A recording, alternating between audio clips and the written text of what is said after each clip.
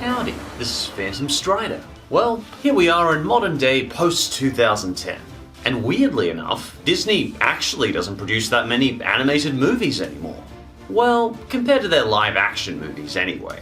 Unfortunately, not all these live-action movies are even close to the standard of their animated movies. In fact, some are just bad. We get grimy tween sitcoms, watered-down fanfics of their older movies, or even five calls. Is that it? I think so. But I like Disney, and I've been looking for an excuse to chat about their live-action movies. So let's check out the top 5 worst Disney live-action movies.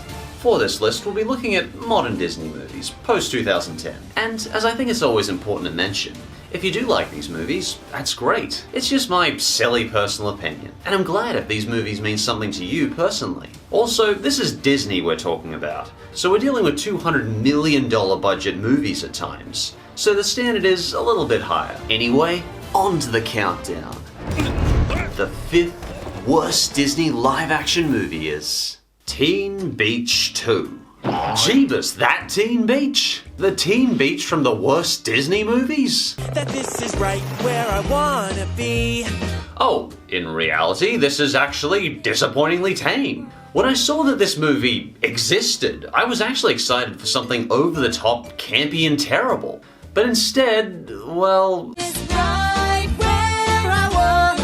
I got the terrible part, but the once over-the-top song numbers are now lackluster and lacking in any real energy from the teens. At least in the original Teen Beach movie, it looks like the teen actors were having a blast, hamming it up and jumping around. Sure, the original was campy, obnoxious, and silly, but it was plastered with that cheesy 60s vibe.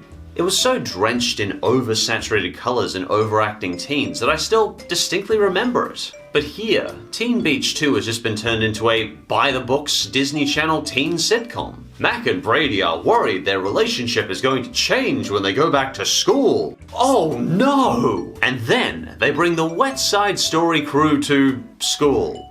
Hooray. Is everyone caught up on their algebra homework? Are Brady and Mac still mad at each other? Does anyone but the director of this movie actually care? The true tragedy of Teen Beach 2 is it wasn't even enjoyably bad.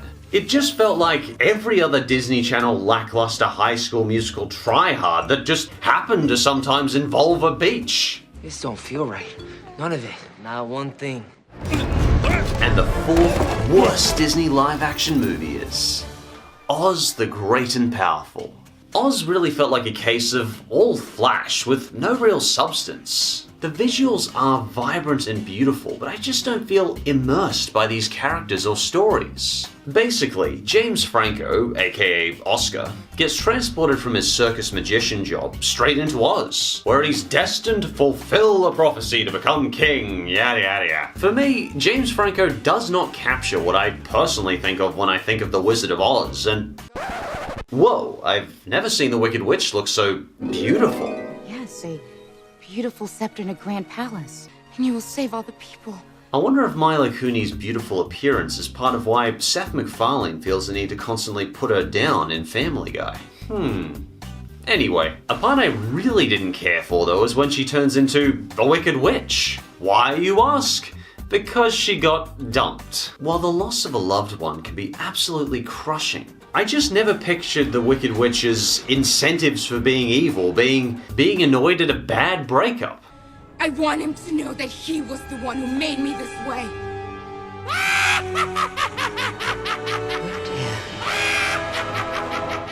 Honestly, it just feels silly and demeaning that the world's most iconic female villain is only evil because she's annoyed at a breakup. Another thing that bothered me is Oscar is really unlikable. He never has any real empathy for other characters to the point where I almost wanted the Wicked Witch to zap him at the end. But probably my favorite parts of the movie is some of the moments where Oscar is simply traveling the beautiful landscape with his 2 companions, the China Doll and Finley the Monkey.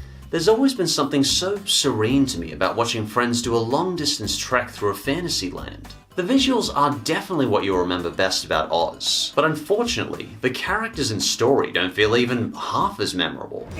And the 3rd worst Disney live-action movie is Alice Through the Looking Glass. Tim Burton's original version of Alice in Wonderland is overwhelmingly lackluster.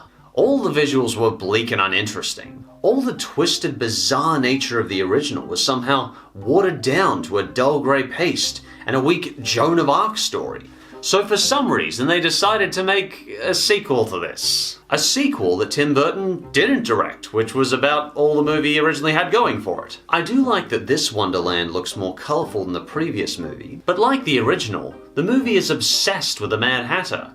And he's apparently gone mad. Or gotten madder, one or the other. He's not himself anyway. You are not you. And I'm sorry, but I've just never found Johnny Depp as the Mad Hatter interesting. I know he's had some amazing roles in the past, but seeing him try to convey the Mad Hatter just always makes me cringe. It always puzzles me how a Disney movie can have a $170 million budget, yet the lack of interest of both the screenwriters and actors shines through all that money. And that's what bothers me most about Alice Through the Looking Glass. As the weak time travel story chugs along, it just feels like no one's having fun with their roles. The only parts I did like were the colourful backdrops, forest and waterfalls, but there's no heart behind this Wonderland. Even Danny Elfman, one of my favourite composers of all time, just seemed to put no effort into this soundtrack. Anything to do with Alice in Wonderland should be infused with a set of mystery and wonder. It should be a glorious experience of escapism, not these soulless rehashes with paper-thin characters, reluctant actors, and weak stories. And the second worst Disney live-action movie is Disney's Descendants. Uh-oh, Disney Channel original. We're in for it this time. Have you ever wondered what it'd be like if Disney wrote a bad fan fiction of itself? I turned a pumpkin into a beautiful carriage.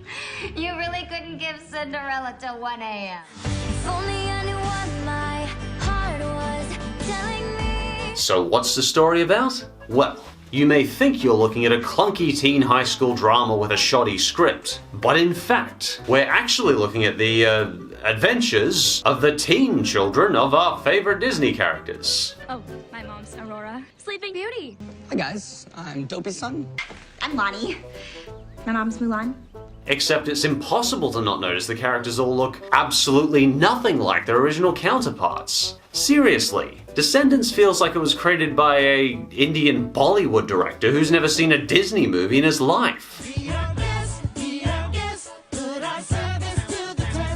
We even get to see Cruella de Vil and Maleficent, who looks about as intimidating as my grade 3 teacher in high school dressing up as a Care Bear. And this, of course, is meant to be Beast and Belle. Couldn't you tell? I mean, they just look so similar. I don't blame the teen actors for this movie. I mean, they're trying their best, and it's not their fault they're grossly miscasted for the roles. And it's not their fault the script and dialogue has all the cheesiness of a double cheese stuffed pizza. But jeebus, that teen lingo. Ugh. Totes.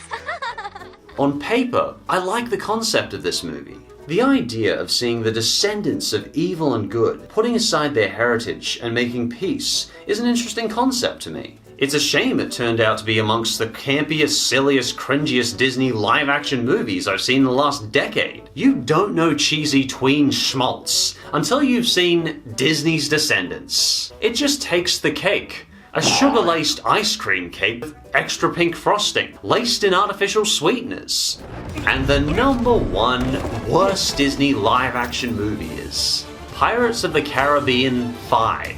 Dead Men Tell No Tales. Ah man, Disney just couldn't let this one end, could they? Generally, the audience's reactions were pretty lackluster to the threequel and fourquel, so apparently that meant they should bring poor Johnny back for the most lackluster fivequel they could manage. And sadly, while Jack Sparrow was still the most memorable part even for the fourquel, this time he looks just as tired in the role as the audience does watching. The great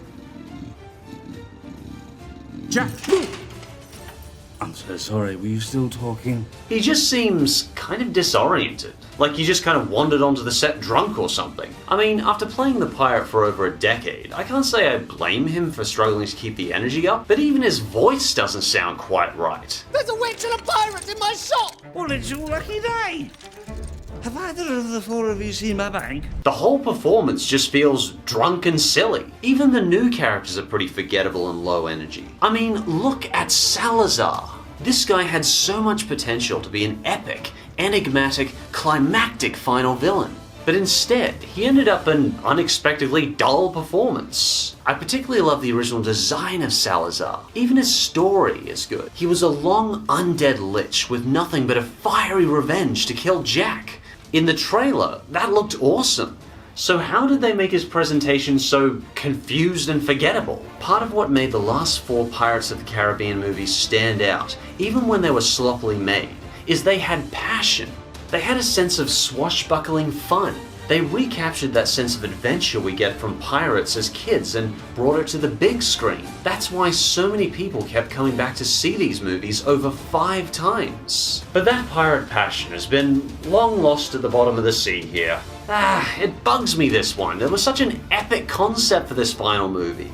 An undead army coming back from the dead to rule the seas. I just find that concept so cool. So how did it end up so paper thin and soulless? Pirates of the Caribbean 5 isn't just beating a dead horse. The dead horse has been beaten for so long that it's decomposed, become effective fertilizer for the plants, and grown a beautiful branching tree over the last several decades, with several families of squirrels now inhabiting it. While I normally try to end on a positive note, it's honestly hard to say what the future of live-action Disney movies looks like. I'm personally not a fan of many of the live-action remakes of Disney classics.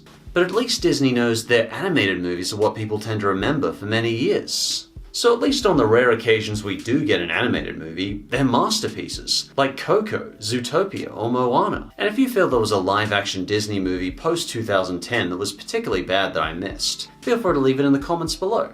And as always, thanks for watching, and I'll see you next time. Welcome to the end of the video. Thanks for checking out the end. It's funny with the Disney live-action remakes because they're all getting really good ratings, and I can't personally call them bad movies. If anyone else is not so keen on these Disney live-action remakes, I'd love to hear other people's opinions on it. Feel free to leave your thoughts in the comments.